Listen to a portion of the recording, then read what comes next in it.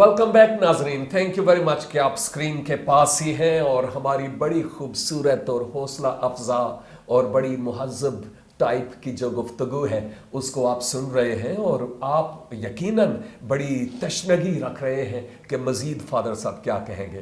तो सॉरी, मैंने ब्रेक से पहले आपको इंटरप्ट किया था लैंग्वेजेस के ताल्लुक से, तो आप कुछ फरमा रहे थे कि आप वहाँ से आप बात जारी रखेंगे।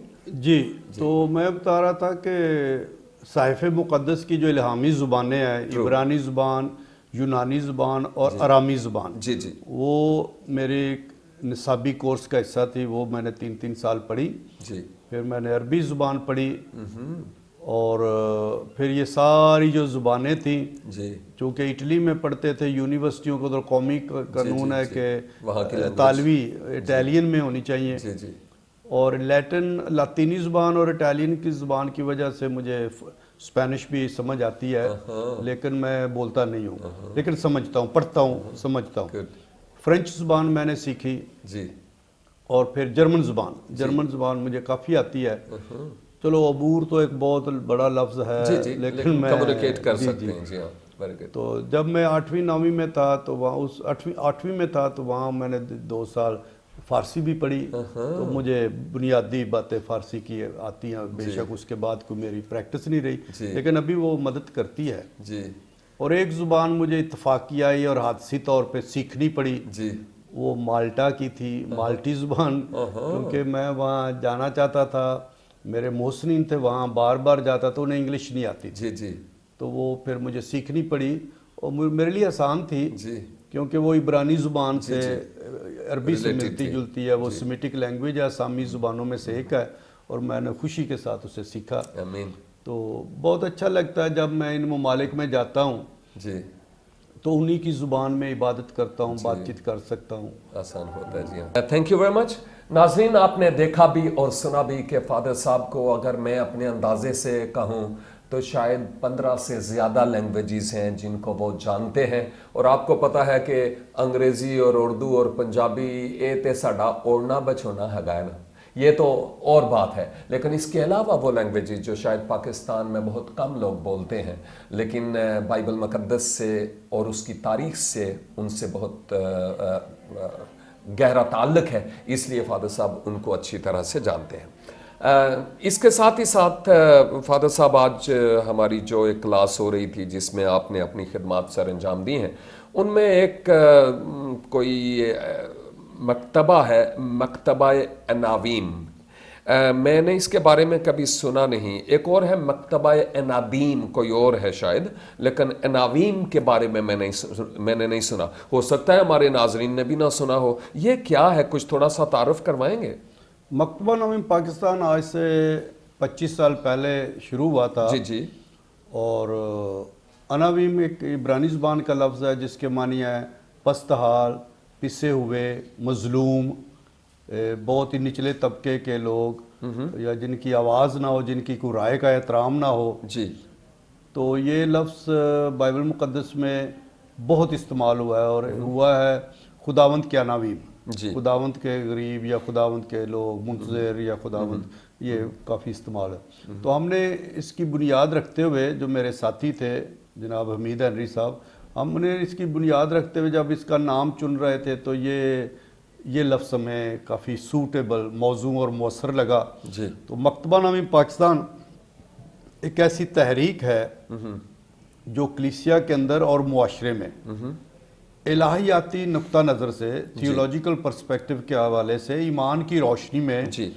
मोमनीन को जी, जी, बाआवाज़ बनाता है कि मोमनीन अपने ईमान पर खुद गौर खोज करके ईमान की कुव्वत से मुलब्बस होके कलीसिया में कायदाना सलाहियत को सामने लाएं जी, और कलीसिया में शराकत के अमल को बढ़ाएं। जी, ये ज़्यादा कैथोलिक कलीसिया में इसकी ज़्यादा ज़रूरत थी, तो इस पे हमने काफ़ी काम किया है। फिर मकतबा नवीम पाकिस्तान के प्लेटफॉर्म में, मकतबा नवीम पाकिस्तान की क़यादत में ही जी, हमने सादोकी में, ज़िला गुजरनवाले में थियोलॉजिकल इंस्टीट्यूट फॉर लेटी, जी, जी, मोमनीन की इलाहियात में तरबियत के लिए एक अदारा भी बनाया, और उसके प्रोग्राम होते हैं पाकिस्तान के काफ़ी शहरों में। जी, और उसके तहत इसकी एक और छोटी सी ब्रांच थी, وومن تھیولوجیکل فورم جی کے نسوانی الہیات کے خاتون ہوتے ہوئے ایک خاتون الہیات کے مختلف ایمان کی سچائیوں پر، عقائد پر،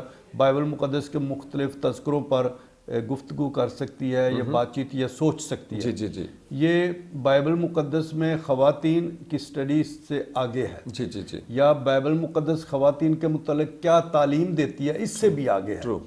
اس نسوانی الہیات میں دیکھتے ہیں کہ خاتون ہوتے ہوئے ایمان کی سچائیوں کو یا بائبل مقدس کے واقعات کو وہ کس طرح پڑھتی ہیں اور کس طرح اس کی تشریح کرتی ہیں جی. اور اپنے ایمان میں اس کا اطلاق کرتی ہیں. تو مکتبہ نامہ پاکستان اس کا ڈھانچہ ایک بورڈ ہے ہمارا، جی اور اس کے تحت ہر شہر میں جہاں بھی چاہنے والے ہوں اس میں حصہ دار وہاں رابطہ کار ہوتے ہیں. جی تو ایسے کام چلتا ہے، سیمینرز ہوتے ہیں، ممبرشپ ہوتی ہے. جی پھر مکتبہ نامہ پاکستان کی ایک بہت بڑی خدمت الہیاتی ادب، تھیولوجیکل لٹریچر، جی بالکل. الہیات کے 8-9 مختلف موضوعات پر کتابیں لکھنی ہیں.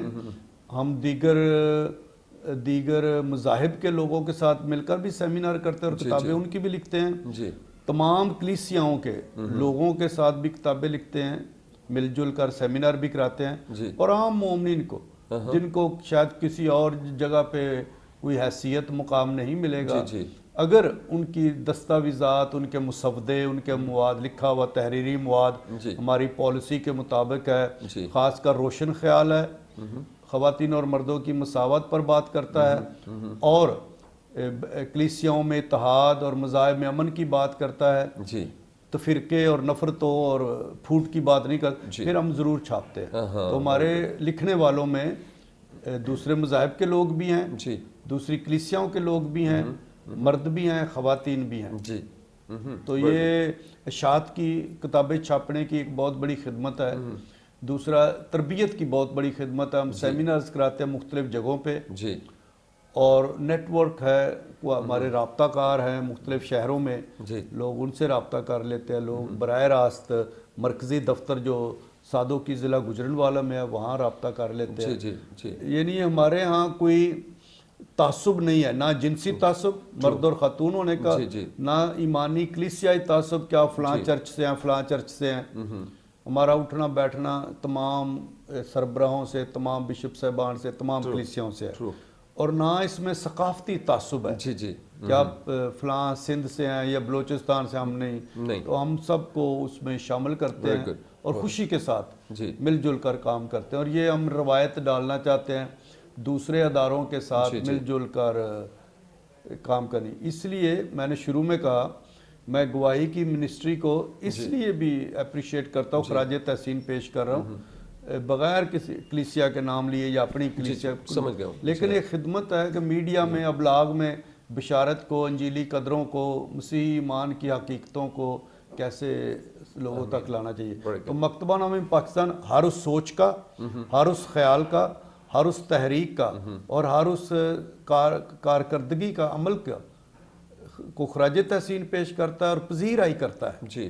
مالی پذیرائی بھی کرتا ہے جو اس نوعیت کی یا اس سمت میں ہیں کہ لوگوں کو باہم اکٹھا لایا جا سکے. ایسے لوگ جو یعنی روشن خیال ہوں اور جن کو زور قلم بھی ہو، اور دانشور ٹائپ لوگوں کے لیے یہ ایک پلیٹ فارم ہے جہاں سے وہ اس خدمت گزاری کے کام کو آگے بڑھا سکتے ہیں اور دوسروں کی مدد بھی کر سکتے ہیں.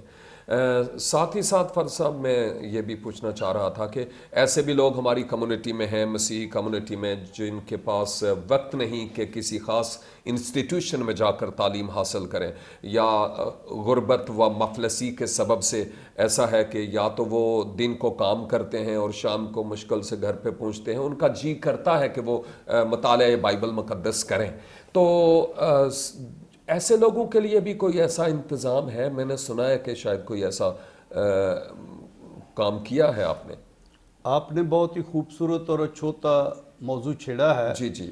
جس پہ میں جذباتی طور پہ بھی وابستہ ہوں، منسلک ہوں. گڈ.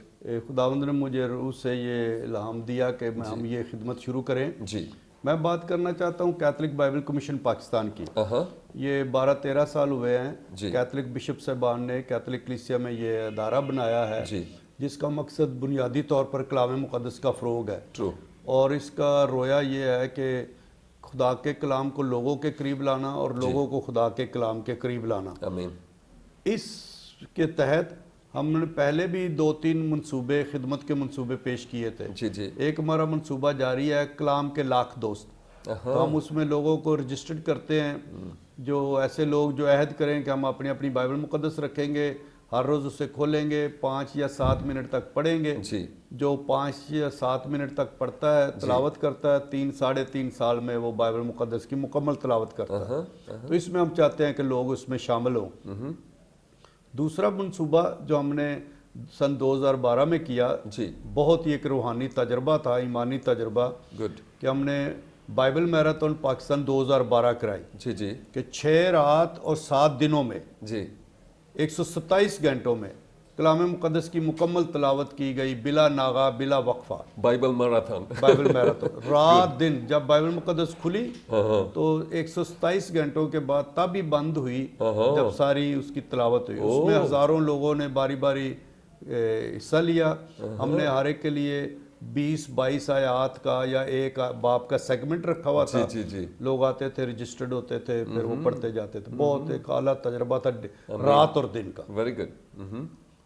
آئیڈیا اس میں جو نقطہ مضمون خیال تھا کہ لوگوں کو خدا کے کلام کے قریب لانا چاہیے. اور اس سارے پروگراموں میں 6 رات اور 7 دن بہت سارے پروگرام ہوئے، لیکن بہت بڑے سٹیج کے درمیان میں صرف بائبل مقدس مہمان خصوصی اور چیف گیسٹ تھا، اور کچھ نہیں تھا. اب جس سوال کی طرف آپ نے اشارہ کیا ہے، میں اس کا جواب دینا چاہتا ہوں تفصیل کے ساتھ. پچھلے 2 سالوں سے ہم اس کی تیاری میں تھے. اس سال یہ فائنل ہو گیا ہے، حتمی ہو گیا ہے کہ ہم بائبل مقدس کے علوم کا مطالعہ، اسٹڈیز ان بیبلیکل سائنسز، یہ ہمارا ویب سائٹ بھی ہے sbsurdu.org. تو اس پہ بھی کافی کچھ لکھا ہوا ہے. یہ بائبل مقدس کے علوم کا مطالعہ یہ 4 سال پر محیط 4 سالہ ایک بائبل سٹڈی کورس ہے جو بذریعہ خط و کتابت ہے، علامہ اقبال اوپن یونیورسٹی کے سٹائل پہ. یہ ڈسٹنس لرننگ ایجوکیشن پروگرام ہے. اس میں یہ ہے کہ کوئی بھی شخص 100 روپیہ دے کر 4 سالوں کے لیے رجسٹرڈ ہو سکتا ہے. اس کو اسٹوڈنٹ کا آئیڈینٹی کارڈ ملے گا، وہ 4 سال پڑھ سکتا ہے. صرف 100 روپیہ؟ 100 روپیہ رجسٹریشن فیس ہے، اور پھر ہر سال کی فیس علیحدہ ہے. مثلا پہلے سال کی 200 روپیہ ہے سال بھر کی. ہم نے یہ اس لیے بھی کم رکھی ہے، ہم نہیں چاہتے کہ کوئی بھی شخص پیسے غربت ہونے کی وجہ سے، پیسے نہ ہونے کی وجہ سے اس کورس سے دور رہے یا نہ پڑھ سکے. تو پہلا سال 1 سال یہ بائبل مقدس کے متعلق تعارفی مضامین موضوعات ہوں گے، اور یہ سرٹیفکیٹ کورس ہے. اگر کوئی دوسرا سال بھی پڑھے تو اس کو بائبل مقدس کے علوم میں ڈپلومہ ملے گا، اور اس میں بائبل مقدس کے موضوعات ہوں گے. اور اگر کوئی تیسرا سال اور چوتھا سال پڑھے ان کو بائبل مقدس کے علوم میں بی اے کی بیچلر کی ڈگری کے برابر ہم سند دیں گے. اور اس میں تیسرے سال میں بائبل مقدس کے سیاق و سباق کا مطالعہ ہوگا، اور چوتھے اور آخری سال میں بائبل مقدس کی تفسیری مطالعہ ہوگا.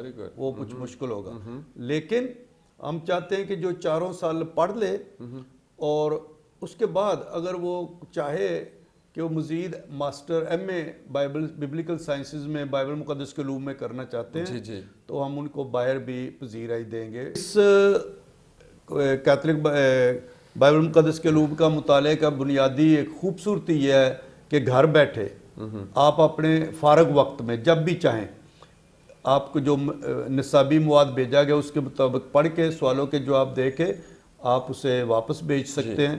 اور یہ ہر 2 مہینے کے بعد مواد بھیجا جائے گا، اور امتحان بھی ہوگا، لیکن سب کچھ گھر بیٹھے. اور اگر جہاں کہیں 10 سے زیادہ شرکا ہوں گے، ہم وہاں کسی نہ کسی بائبل اکیڈمی یا ٹیوشن کا انتظام بھی کریں گے تاکہ ان کو اس سے رابطہ رہے.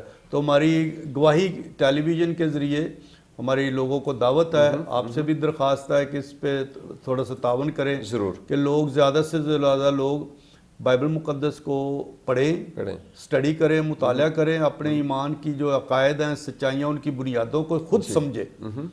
تو یہ ایک بہت معیاری کورس ہوگا Good. اور ہم چاہتے ہیں لوگوں میں بائبل مقدس کی خواندگی کا معیار لٹریسی سٹینڈرڈ بڑھے. امین. جی ہاں, اس میں کوئی ایجوکیشن اکیڈمک یا سیکولر ایجوکیشن کی بھی کوئی شرط ہے کہ اتنی تعلیم ہونی چاہیے یا نہیں؟ کم سے کم از کم میٹرک کی تعلیم ہونی چاہیے یا 16 سال کی عمر ہونی چاہیے, میٹرک یا اس کے کوئی ایکویولنٹ. Very good. لیکن اس میں باقی آگے عمر کی کوئی قید نہیں.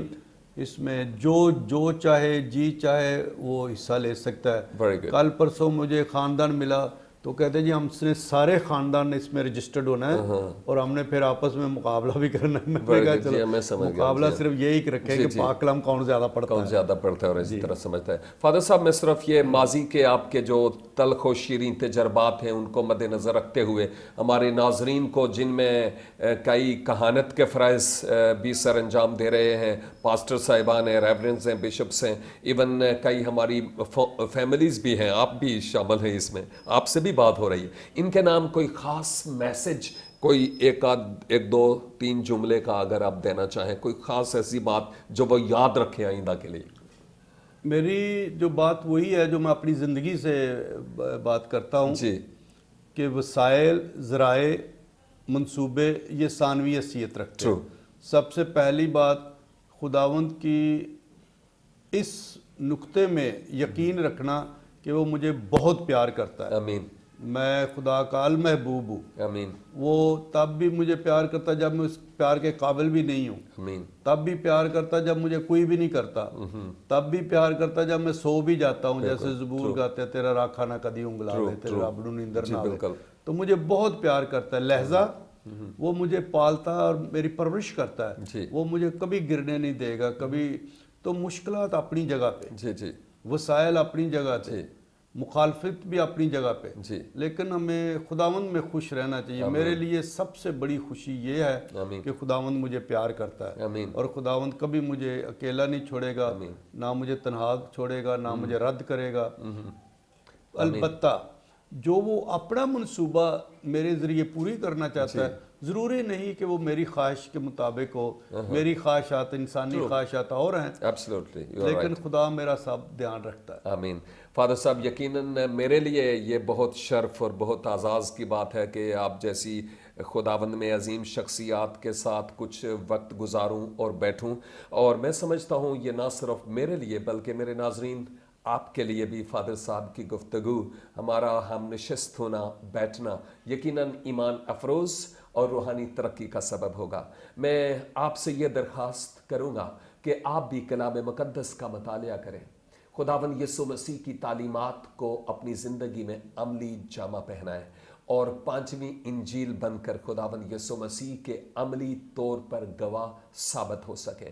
اگرچہ آپ فادر ایمانوئل آسی تو نہیں بن سکتے, لیکن آپ ایک اچھے, باوقار اور پر اثر مومن, ایماندار ضرور ہو سکتے ہیں. ہماری دعا ہے کہ خداوند آپ کو یہ روحانی طور پر بھوک لگائے تاکہ آپ یہ کہہ سکیں کہ انسان صرف روٹی ہی سے نہیں بلکہ ہر اس بات سے جو خداوند کے منہ سے نکلتی ہے جیتا رہے گا.